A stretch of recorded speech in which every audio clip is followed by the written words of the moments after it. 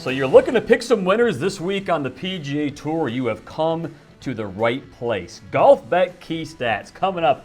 We have all the important information of past winners at Craig Ranch, why they have won, the big data on the PGA Tour. This place is big on going for the green, what that means for the players you want to pick, and which is more important this week, history or form. We're going to dive into all of it.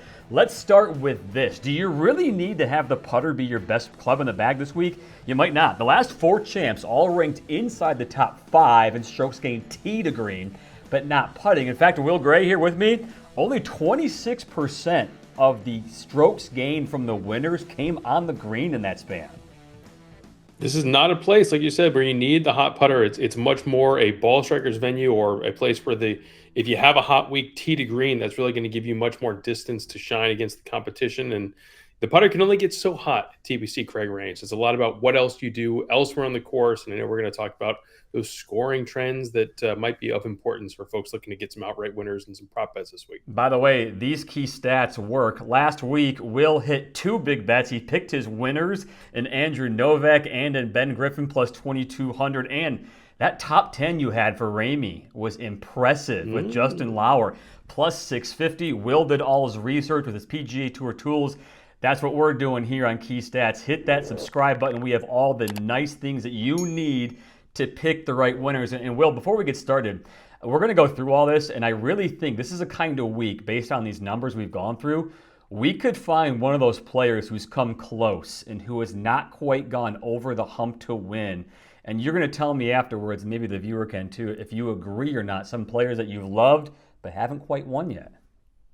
Okay, listen, this is tempting. I'm looking forward to getting into it later in the show. I know we're at the point now with TPC Craig Ranch where you have just enough of a sample size going back to 2021 where you feel like you have some trends starting to emerge, both about how the course is going to play and about what kind of player is going to succeed especially well there. So what did we find with our one big key stat? Well, it is a combination of making birdies, of course, but bogey avoidance. And this might sound like a cop-out, but I'm going to explain it here at first, and then we'll discuss and who you think, what kind of player will fit this trend. Of any course on tour last year in the PGA, TPC Craig Ranch had the 3rd most total birdies of any course out there, which means this place is getting birdies in bunches. It's about 1,900 birdies made last year, but it's only John Deere and Keen Trace was the other one that also had more birdies. So you look at these guys, they were good in birdies mostly, but what about KH Lee in 2021 and Jason Day in 2023? Barely cracked the top 10 for Jason Day, and KH Lee was nowhere near the top 10. So why did they win if they weren't making more birdies than a lot of the other players? Well, it also came down to bogey avoidance. All of these players were great inside the top 3 in bogey avoidance. In fact, this is one of 2 events on tour since they've been at TPC Craig Ranch that the winners have all been in the top 3 in bogey avoidance. Only one other one was the Open Championship. So it tells you got to make sure you're limiting all your mistakes.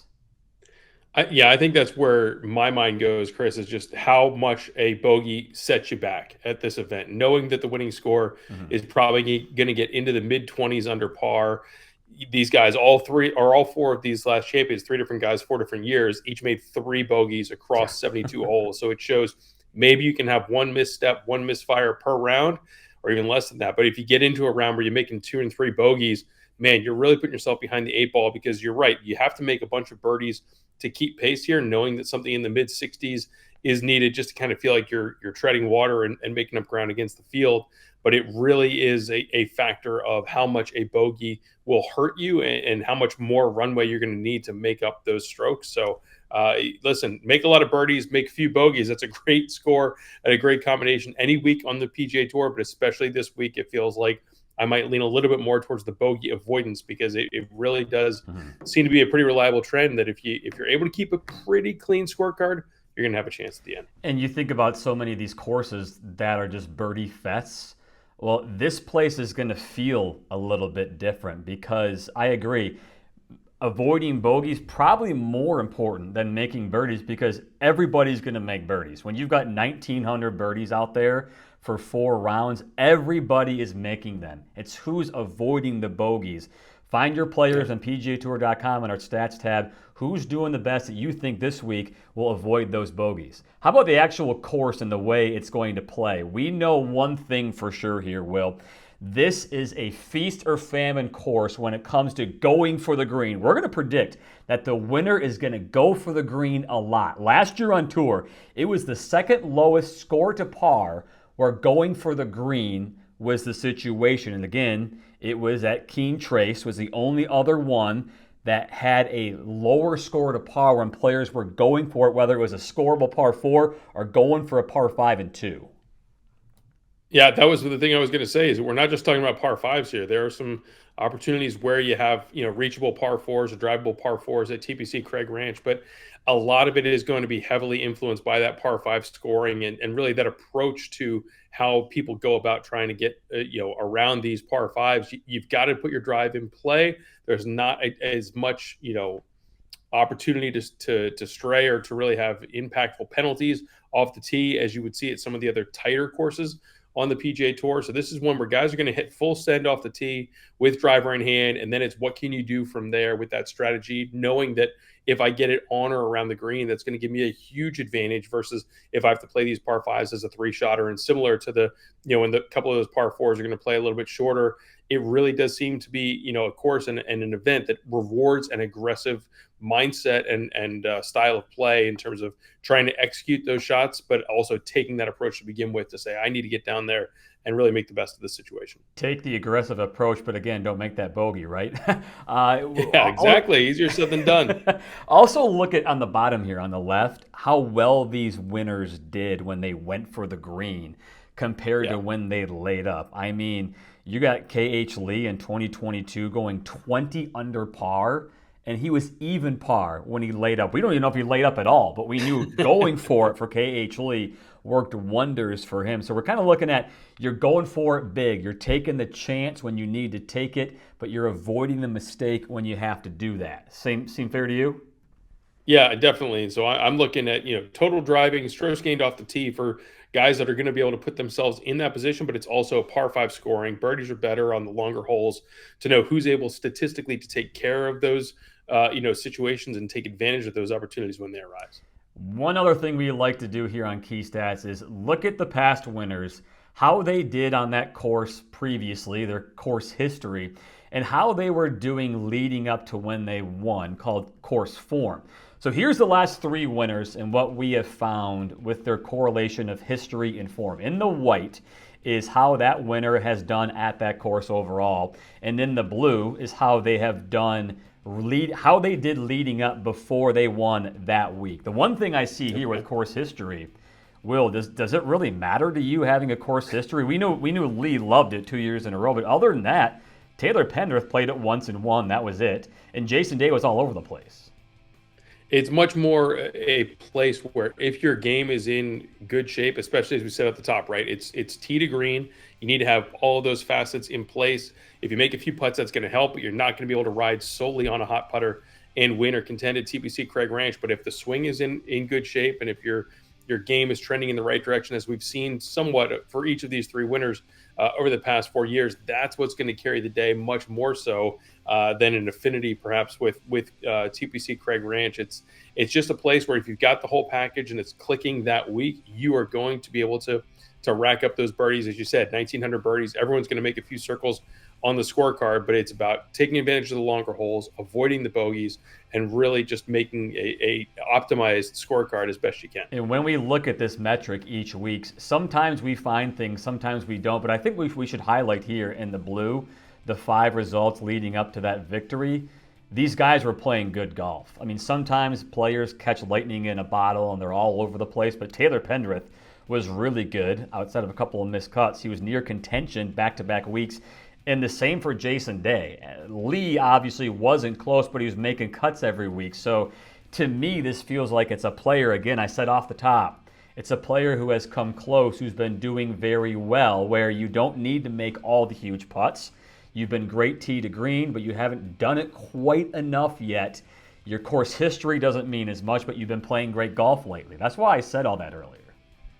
Listen, you got a reason for saying everything you say. I don't doubt it. But this is what we saw last week as well with the Zurich, right? It's Ben Griffin and Andrew Novak, who had both been trending in the right direction, hadn't gotten into the winner's circle yet. Maybe the team format, that dynamic may have helped them get across the line, but that's definitely a correlation that we see in some of these late spring, early summer weeks and events where you have some guys that start off really strong on the West Coast and they're kind of a specialty is there. Some guys play really well in the fall. Some guys are peaking for the playoffs, but this is definitely a patch of the season where it does seem like you have some folks that are trending before they get to that victory.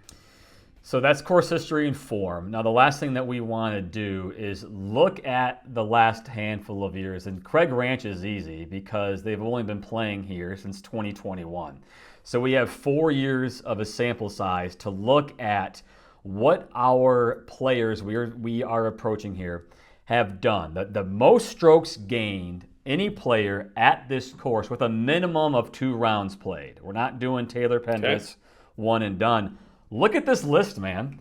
Jordan Spieth, we know if you feel like he's not close to winning right now, these numbers say he's great here. Look at our boy Scotty at almost 2-1 odds. He's on this list. Yeah. Here's the one thing I want to note before we talk about any of these guys you want to talk about.